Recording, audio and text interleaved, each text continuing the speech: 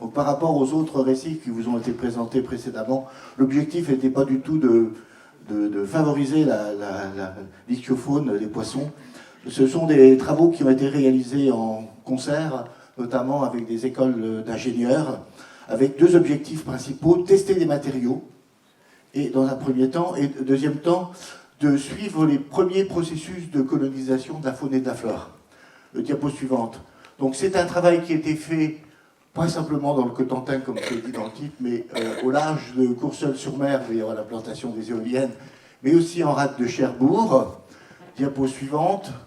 Alors l'innovation, c'est d'utiliser, on en a parlé ce matin, de coquilles d'huîtres. Ici, c'est des coquilles de la Queen Scallop, le pétoncle blanc, avec des pourcentages, de façon à avoir la résistance au cours du temps, de concert avec nos collègues anglais, puisque c'était développé dans un projet Interreg, 4A, qui malheureusement n'existe plus et ne nous permet plus de collaborer avec nos collègues en face de la Normandie. Suivante. Donc nous avons dans un premier temps le programme Récif, utilisé des formes de parpaings, tout simplement, construites à Cherbourg, et nous avons fait un suivi de mars 2014 à mars 2018 de parpaings qui ont été posés en zone intertidale à Luc-sur-Mer, où l'Université de Caen-Normandie a une station marine, et que nous avons suivi pendant 4 ans. Donc les résultats montrent qu'il peut y avoir une différence entre les faces des parpaings selon son exposition au soleil ou à l'ombre, face au courant ou contre le courant, et un suivi pendant 4 ans. On observe à peu près les mêmes résultats que tout à l'heure, c'est-à-dire qu'on a une diversification de la faune les 2 premières années, puis après une certaine stabilité. En ce qui concerne les immersions de récifs, à la fois dans le projet Récif et dans le projet Marinef, eh bien c'est dans Rade de Cherbourg, dans la zone qui est concédée par Port de Normandie, et j'y reviendrai tout à l'heure à l'importance. Donc des récifs, à droite vous voyez récifs 1, 2, 3, et puis des modules qui ont été placés ensuite dans le cadre du projet Marinef. Diapo suivante. Donc dans le cadre de récifs, c'est des parpaings qui ont été assemblés avec des structures métalliques et qui ont été déposés donc, dans la partie orientale de la rade de Cherbourg et au large de Bernières. Suivante. Dans le deuxième projet Marinef, on a fait une étude de module un peu design qui a été faite dans le cadre de la thèse de Baptiste Vivier, qui a suivi l'évolution de ces récifs, diapo suivante, avec des structures lisses, comme on voit sur la droite, la photo de droite, par rapport à des trous, des excavations, par rapport au niveau d'immersion, et des infractuosités pour voir la colonisation par différents types d'espèces. Suivante. Nous avons fait un gros travail, qui vient d'ailleurs d'être accepté dans la revue Biofouling, de comparaison des récifs immergés sur récifs au bout de 5 ans, des récifs immergés par Marinef lisses et avec des trous, des infrastructures, les rochers qui ont servi de protection et les substrats naturels. Donc ça m'a été dit depuis le début de la matinée, on a effectivement une colonisation des structures artificielles, mais on n'a pas la même composition ni floristique ni faunistique des récifs par rapport aux substrats naturels, qui demeurent, et c'est quand même tant mieux, les plus diversifiés. Autre particularité du récif de Cherbourg, qui est émergé par une dizaine de mètres de profondeur, c'est la forte colonisation en algues, et en particulier en laminaire.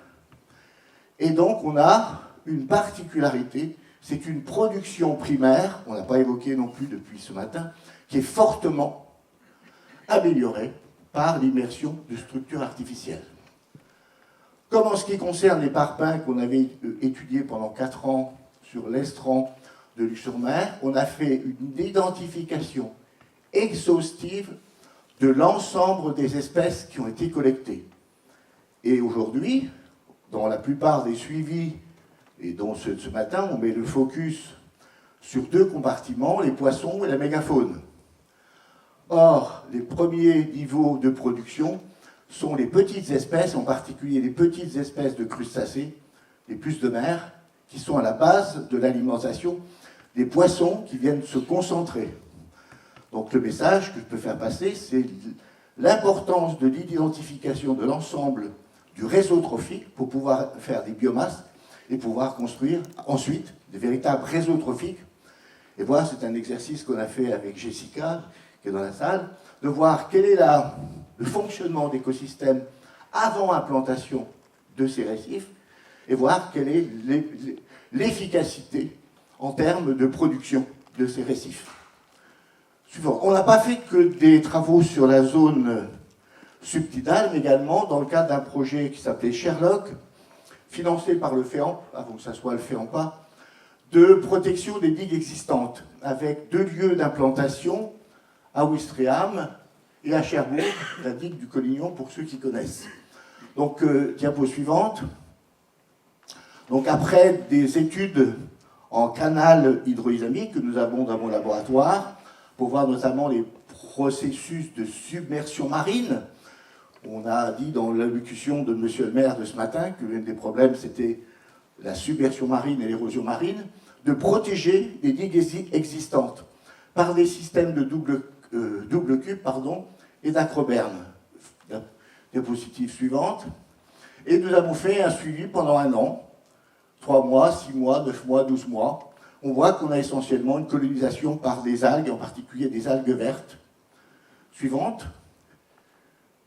Et ça a été pris en juin de cette année. On voit que la colonisation, notamment par les fucales, les fucus, le varech, eh bien, il est relativement long et qui pose le problème de ce suivi à long terme. J'y reviendrai dans les quelques points majeurs que je voudrais souligner à la fin de mon intervention. Diapo suivante. On a aussi pu bénéficier, dans le cadre du projet Marinef, du savoir-faire d'une équipe anglaise qui fait de l'art écologie. On parlait hier soir au repas avec un artiste. Eh bien, c'est des cuvettes, moi j'appelle ça plutôt des bénitiers, qu'on connaît bien en Bretagne, où j'ai vécu pendant 14 ans d'ailleurs. Eh bien, de la colonisation de ces zones qui favorisent donc la rétention d'eau et sont des petites flaques le long des quais. Donc on peut aussi favoriser la biodiversité par rapport à ces zones portuaires relativement pauvres. Bon, je n'ai pas fait la diapo, puis je me suis aperçu ce matin, il y a 5 messages clés que je voulais faire passer. Il me semble préférable, mais c'est souvent un coût, d'identifier l'ensemble des espèces de faune et flore pour pouvoir estimer non seulement l'abondance, mais la biomasse des premiers niveaux trophiques.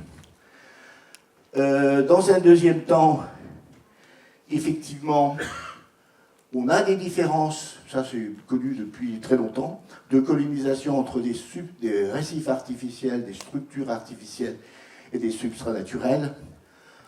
Troisième temps, qui me paraît, on a évoqué juste avant, le suivi à long terme. Donc là, on a très peu de publications scientifiques dans le domaine des récifs artificiels où on a des données précises sur le long terme. Alors on ne l'a pas évoqué ce matin, mais nous, dans le projet Récif et Marinef et Sherlock, on a été obligés, au bout de la partie du projet, qui dure généralement 3-4 ans, d'enlever la structure de protection de la digue de Ouistreham et les récifs qu'on a émergés à Bernières. Parce que les projets, qu'ils soient des projets européens, qu'ils soient des projets FEAMP, c'est européens d'ailleurs, ou régionaux, eh bien, ils ont souvent une durée de vie qui interdisent de laisser en place ces récifs. Alors, on a la chance au niveau de la rade de Cherbourg de bénéficier de la concession de Port de Normandie, ce qui a permis de garder les récifs, à la fois de Récif et Marinef, mais aujourd'hui se pose la question du coût de cet enlèvement. Et puis, le dernier message, un peu, on a commencé la discussion ce matin, on voit qu'aujourd'hui, il y a des développements de récifs artificiels, de structures artificielles dans des ports, pour améliorer notamment la colonisation par des juvéniles de poissons. Mais je crois qu'en Manche, que ce soit en baie de Saint-Brieuc, en baie de Seine, ou dans le bassin oriental de la Manche, l'opportunité de développement des structures artificielles d'éoliennes, et qu'effectivement on doit réfléchir pour imaginer comment inventer des structures permettant de favoriser la biodiversité de ces zones de substrat dur du large, qui sont un écosystème complètement nouveau, qui n'existe pas, avec une autre particularité, c'est qu'on va créer une zone intertidale au large. C'est une chose aussi qui n'existe pas.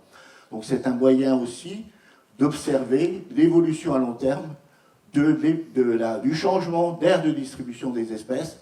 Et je plaide, un peu dans le vide aujourd'hui, pour mettre en place un observatoire, véritable observatoire du marin, depuis l'Atlantique jusqu'à la mer Baltique, pour suivre vraiment la colonisation de ces structures artificielles du large créées par les récifs artificiels, pour avoir un véritable témoin de l'évolution de la distribution des espèces en fonction de l'élévation des températures. Et je vous remercie de votre attention.